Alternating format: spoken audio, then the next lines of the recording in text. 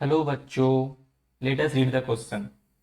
Figure shows an aluminium wire of length 60 semi joined to a steel wire of length 80 semi and stretched between two fixed supports. ये है दोनों fix support है, ये दोनों, और ये है 80 सेमी और ये है 60 सेमी एल्यूमिनियम और steel. The tension produced is 40 Newton.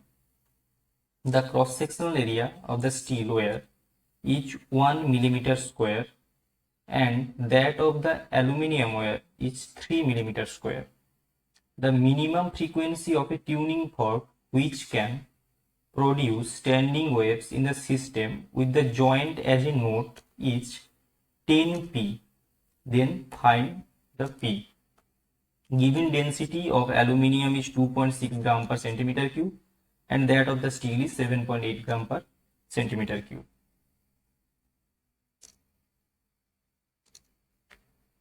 तो यहां पर क्या बोला है कि the system with a joint as a node. तो ये जो स्टील एंड एल्यूमिनियम वायर है तो उसका एक जॉइंट होगा. Let this is the joint and this is node, क्योंकि यहां पर बोला है the joint as a node. Okay, ये नोड है.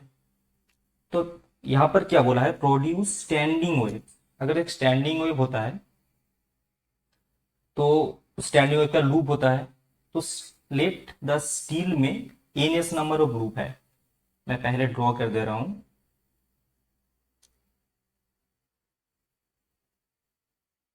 मैं राफली ड्रॉ कर रहा हूं, ऐसा नहीं होता है. फिर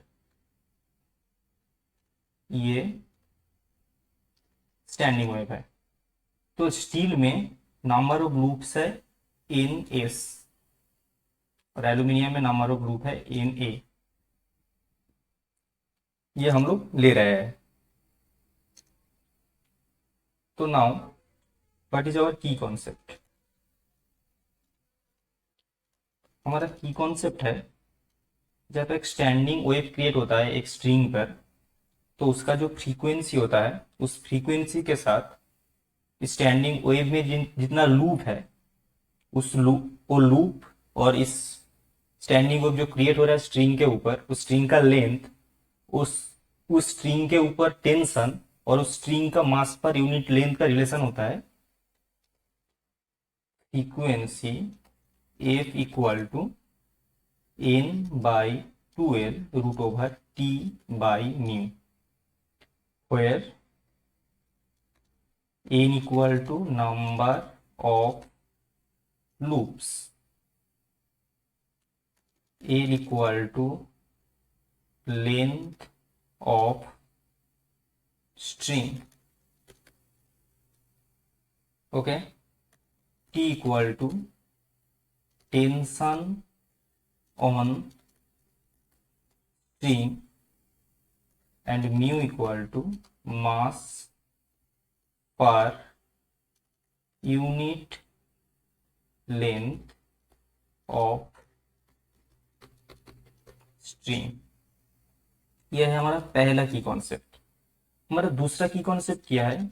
दूसरा की कॉन्सेप्ट है फ्रीक्वेंसी जो है वो मीडियम चेंज होने से चेंज नहीं होता है, वो कांस्टेंट रहता है.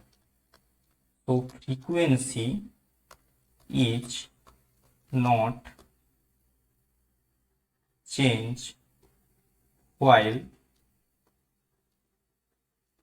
change in medium. That means यहाँ जो फ्रीक्वेंसी है स्टील में जो फ्रीक्वेंसी है और एल्यूमिनियम में जो फ्रीक्वेंसी है वो दोनों सेम होगा. Frequency of steel equal to frequency of aluminium, ऐसा हम लिख सकते हैं. ओके, तो ये दो की कॉन्सेप्ट जो है इसको यूज करके हम लोग इस क्वेश्चन को सॉल्व करेंगे. तो यहां से हम लोग को म्यू का वैल्यू निकालना है. ओके, क्योंकि एन डिफरेंट है, N S not equal to N A. यहां पर लिख देता हूं N S not equal to N A. N S not equal to N A. Okay, तो N S not equal to N A, इसलिए हम लोगों को म्यू का वैल्यू डिफरेंट होगा, क्योंकि म्यू भी डिफरेंट है। स्टील का मास पर यूनिट लेंथ अलग होगा क्योंकि लेंथ अलग है, और एल्यूमिनियम का भी अलग होगा। तो यहां से मास per unit length of aluminium ले लेते हैं पहले। इसका वैल्यू कितना होगा कि उसका density into cross sectional area of aluminium. Density दिया हुआ है एल्यूमिनियम का 2.6 ग्राम पर सेंटीमीटर क्यूब, और एल्यूमिनियम का क्रॉस सेक्शनल एरिया कितना दिया हुआ है 3 मिलीमीटर स्क्वायर। अगर उसको सेंटीमीटर में ले आए सेंटीमीटर स्क्वायर पे, तो होता है 10⁻² मल्टीप्लाई होता है, और उसका रिजल्ट आता है 10⁻² ग्राम पर सेमी। और इसको अगर हम एसआई में ले जाए तो 7.8 into 10⁻³ kg per metre. Similarly steel का होगा रो एस एस, और यहाँ पर रो की वैल्यू है 7.8 और एस की वैल्यू है 1 इंटू 10⁻²। इसका वैल्यू भी है ग्राम पर सेमी equal to 7.8 into 10⁻³ kg per metre.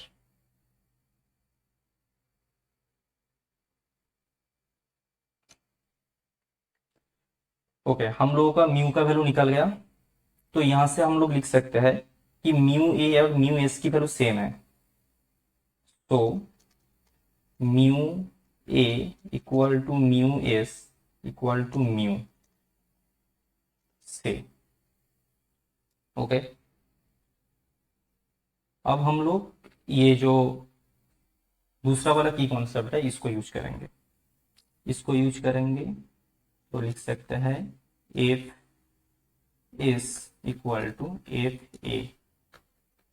तो यहां से हम लोग लिख सकते हैं क्या, N S by 2 L S, मतलब length of steel wire root over T by mu S equal to N A by root over N A by 2 LA into root over T by mu A, where T equal to 40 newton given है।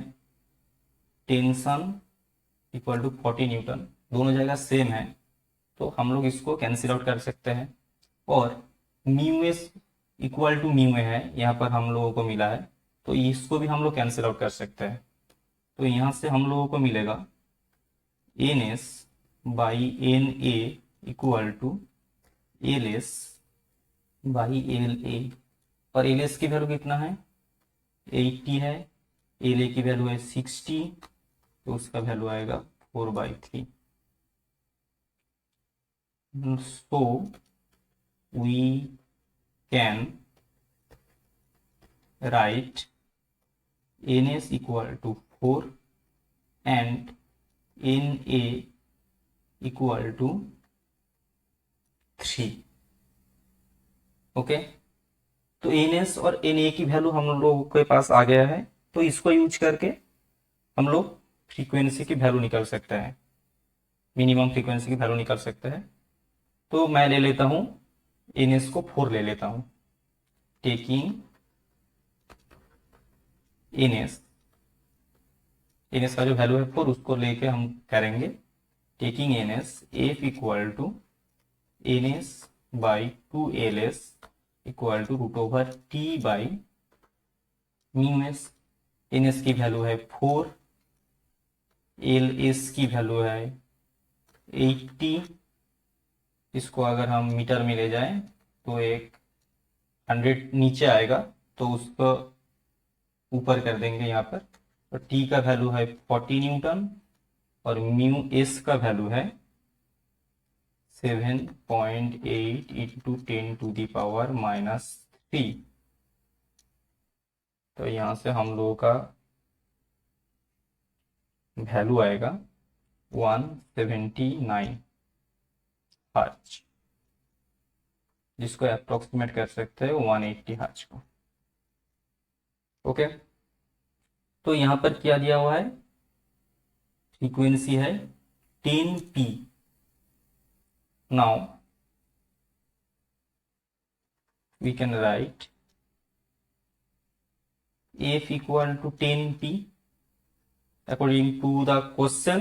Fundamental जो minimum frequency आएगा उसका value होगा 10p। यहाँ पर हमारा minimum frequency है, इसको अगर हम मिनिमम लिख देते हैं, मिनिमम फ्रीक्वेंसी है 180।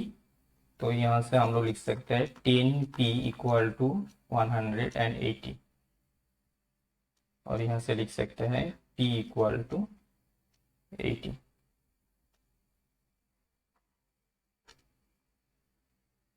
तो हम लोगों का p का वैल्यू निकल गया। Hope you understand the solution. Thank you.